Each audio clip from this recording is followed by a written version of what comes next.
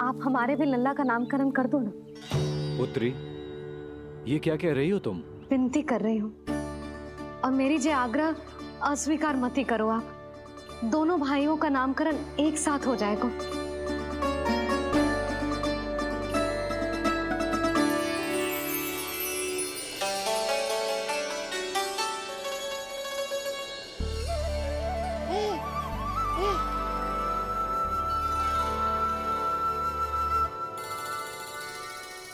कितने प्यारे और निर्दोष बालक हैं।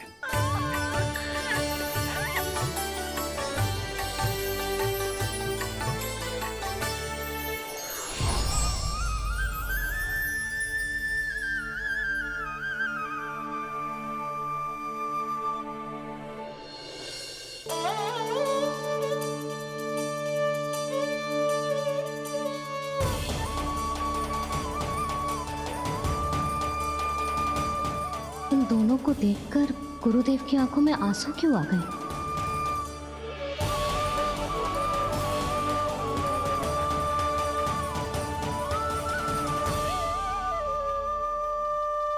ये क्या कर रहे हैं ऋषिवर?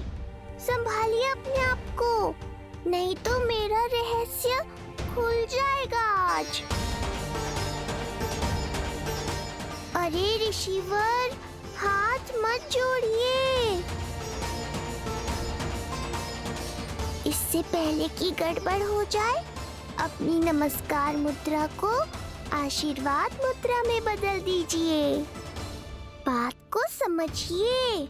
मैंने ये अवतार मैया और लल्ला के अद्भुत संबंध का अनुभव करने के लिए लिया है, पर आपकी भावुकता के कारण यदि मैया को मेरा सत्य पता चल गया तो ये संबंध ही बदल जाएगा।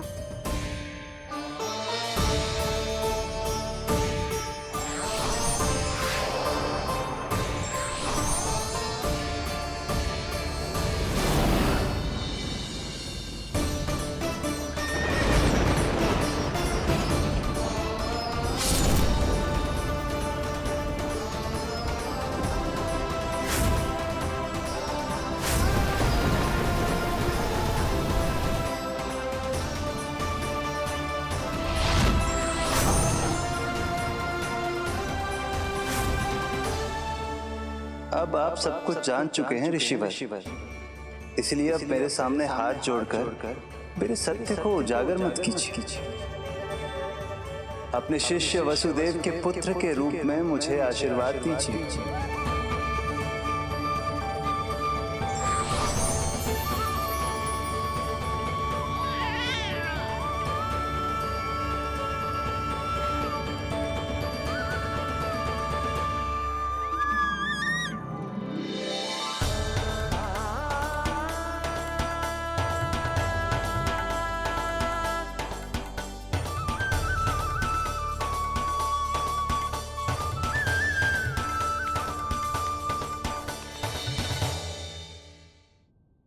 ऋषिवर, आप मौन क्यों हैं?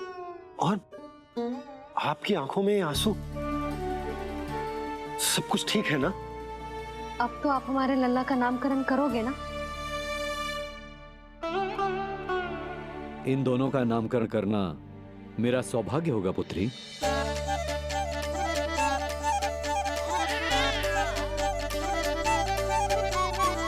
परंतु ये गोपनीय रूप से करना होगा।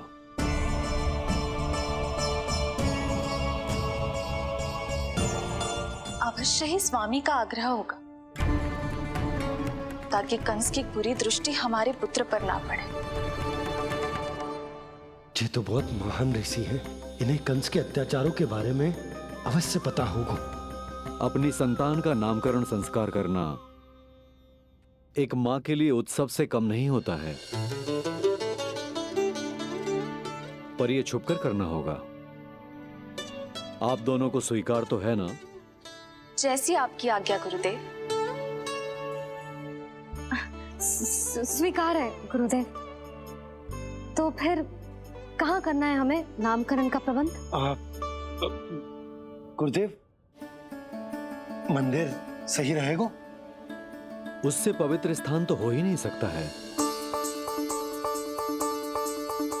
ऋषिवर, आप तनिक विश्राम कीजिए, हम लोग प्रबंध करते हैं। मैं कुछ समय इन बालकों के साथ व्यतीत करना चाहूंगा। ये तो इनका सौभाग्य होगा। हमें आज्ञा दीजिए।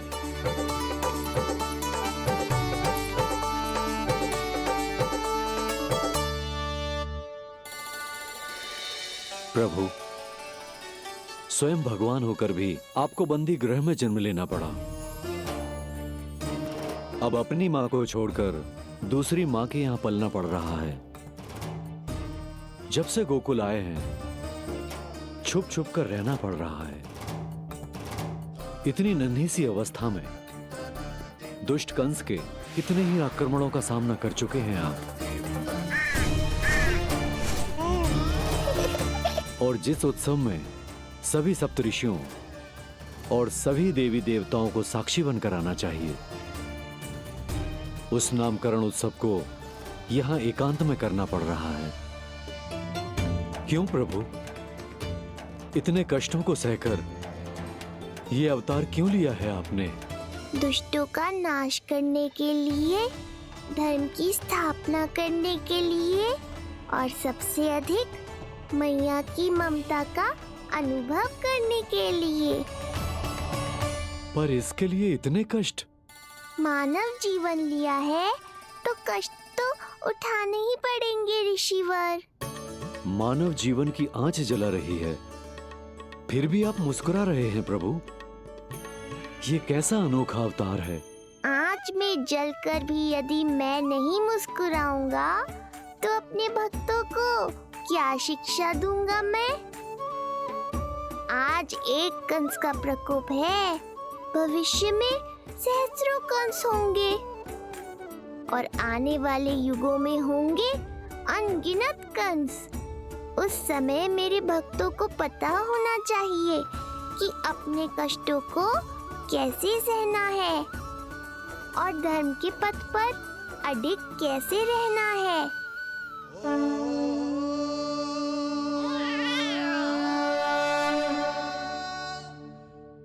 आप धन्य हैं प्रभु। देखा अस्ति, जब सिंह दहाड़ता है तो वन के सभी जीव जंतु इकट्ठे हो ही जाते हैं।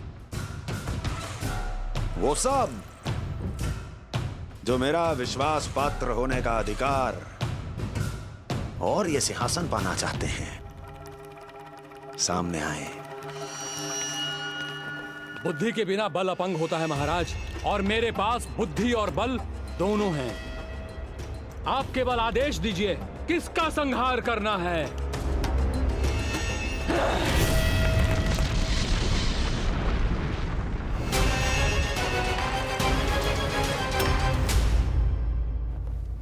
सारी तैयारी हो गई। बोलो। आप गुरुदेव को बुला लो, मैं रोहिणी जीजी और बालकों को ले आती हूँ। यशोदा, तुम रुष्ट तो ना हो ना मुझसे? मैं भला रुष्ट क्यों होने लगी? नहीं, तुम जो उत्सव बड़े धूमधाम से करना चाहती थी और बहुत प्रसन्न हूँ मैं कि हमारे लल्ला का नामकरण स्वयं ऋषि गर्ग पूरे विधि विधान से कर रहे हैं। मैं समझ गई, उत्सव बड़ा हो या ना हो, प्रसन्नता बड़ी होनी चाहिए। अरे मैं तो इतनी उत्साहित हूँ कि दोनों भाइयों का नामकरण आज के शुभ मुहूर्त पे हो रहे हैं। तो इससे पहले जो बीत जाए, जाओ। आप भी बुला लो।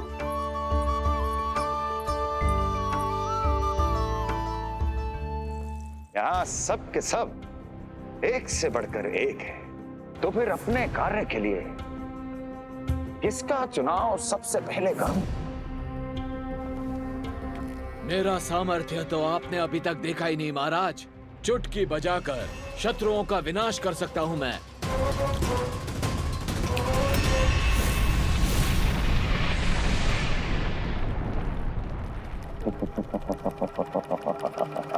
वाह! किंतु आपने तो बताया ही नहीं कि करना क्या है। वध करना है, एक नवजात बालक का वध। उसे साधारण बालक मत समझना। गोकुल में नंद के घर पल रहा वो बालक विष्णु का अवतार है।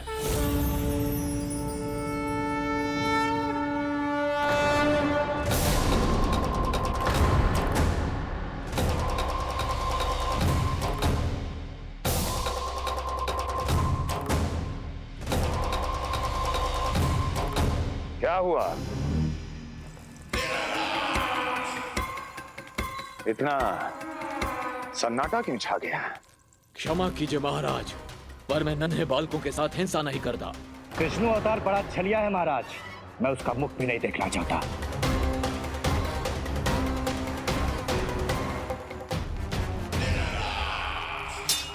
जाने दो इन्हें। वैसे भी इस सिंहासन के लिए मुझे कायरों की कोई आवश्यकता नहीं। जाने दो।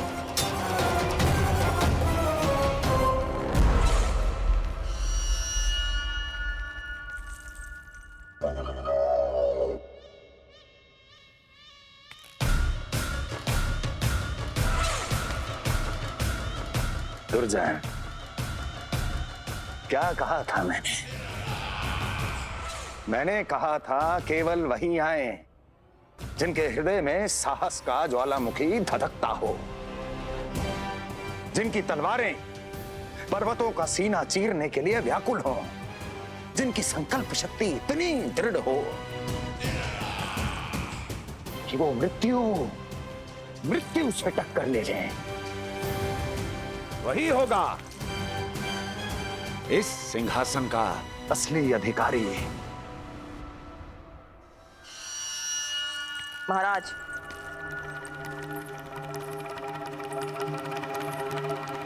ना तो आपके दिए इस सम्मान का कोई मूल्य रह गया है और ना ही आपके भय का।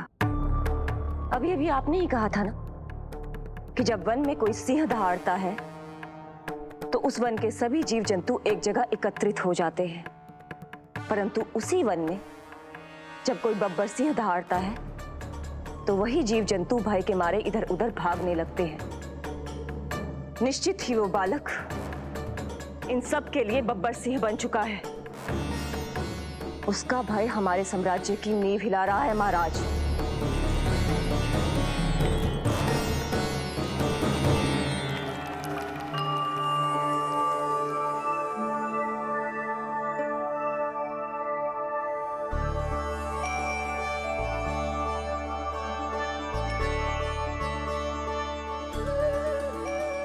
हे नारायण, मेरा मार्गदर्शन कीजिए। हे मां सरस्वती, मुझे आशीर्वाद दीजिए ताकि मैं दोनों बालकों के लिए सर्वोत्तम नामों का चुनाव कर पाऊं।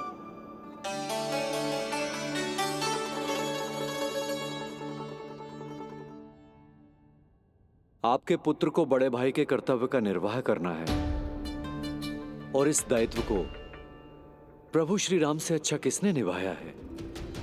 जैसा अटूट संबंध उनका अपने भाइयों के साथ था, मैं श्री नारायण से प्रार्थना करता हूं कि वैसा ही प्रेमपूर्ण संबंध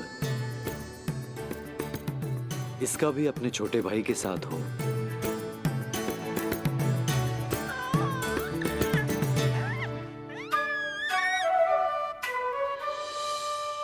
इसीलिए इसका नाम राम हो। इसीलिए इसका नाम राम, इसीलिए इसका नाम राम।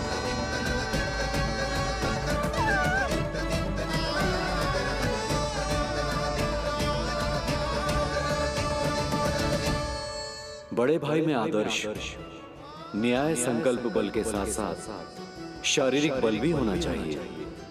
मैं देख पा रहा हूं ये बालक इन सब बलों के लिए जाना जाएगा। इसलिए जो नाम इसके व्यक्तित्व के लिए सबसे उचित है वो है बलराम। बलराम, बलराम।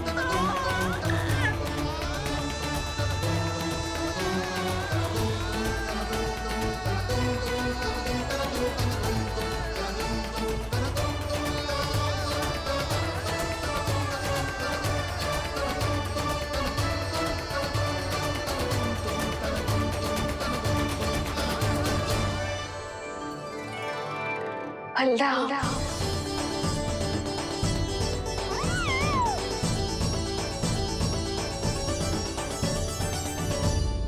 तो फिर उसका नाम बल राम रखना। कैसा अद्भुत संयोग है रिसीवर। जब इसके जन्म की सूचना देने मैं वसुदेव भैया के पास मथुरा गया था, तब उन्होंने भी यही नाम रखा था, बलराम। ये संयोग नहीं, नारायण की इच्छा है नंदराज। बलराम से अधिक उपयुक्त नाम इस बलराम के लिए कुछ और हो ही नहीं सकता है। पर मैं तो दाऊ कहकर ही बुलाऊंगा इन्हें, बलदाऊ।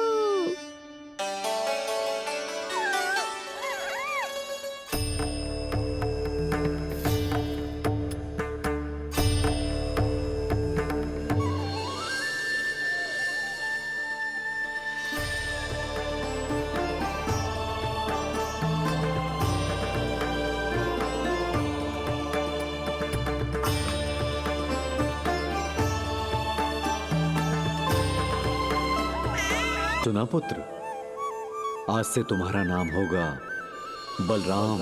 बलराम बलराम।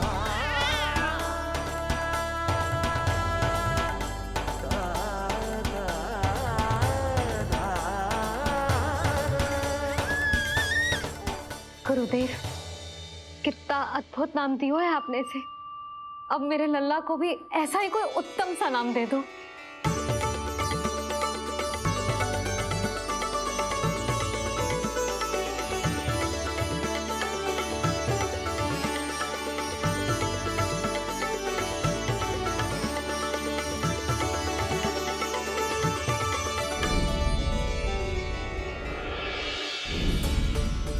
ये कठिन दायित्व आपने ही मुझे सौंपा है प्रभु।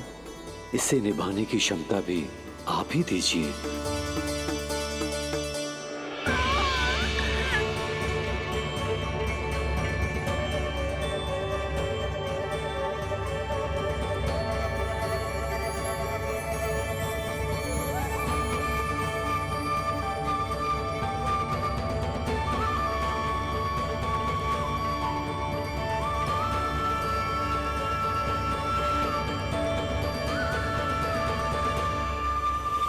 कृष्ण कृष्ण कृष्ण कृष्ण कृष्ण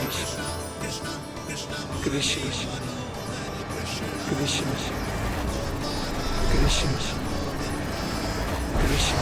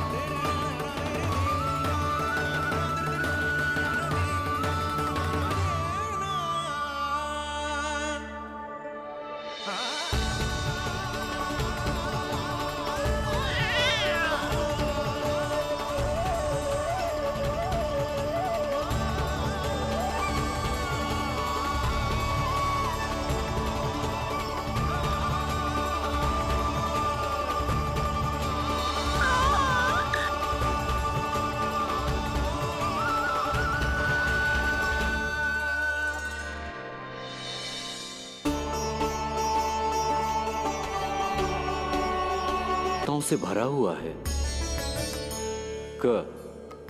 क बना है कमलकांत से, अर्थात वो जो श्रीपति विष्णु जैसा हो।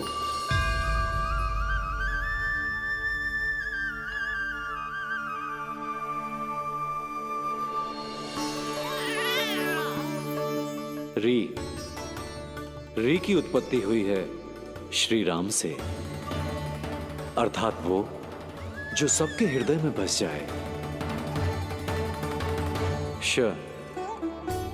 ऐश्वर्य के स्वामी विष्णु के लिए, अर्थात वो जो समृद्धि लेकर आए।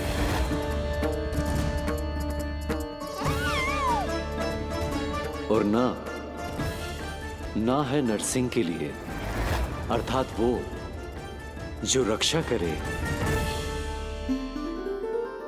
और अंत में आकार की मात्रा सूचक है अग्निदेव का, अर्थात वो जो स्वयं तप कर सबको पवित्र कर दे।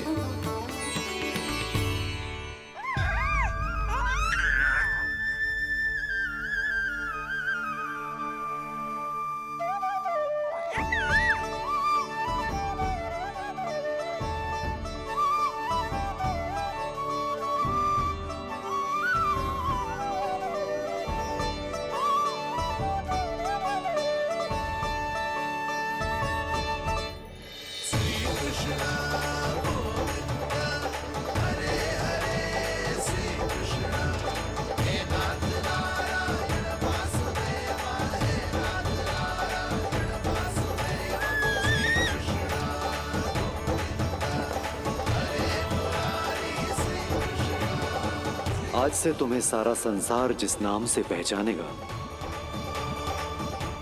वो नाम है कृष्ण। वो नाम है कृष्ण। वो नाम है कृष्ण। वो नाम है कृष्ण। कृष्ण कृष्ण कृष्ण कृष्ण कृष्ण कृष्ण कृष्ण कृष्ण कृष्ण कृष्ण कृष्ण कृष्ण कृष्ण।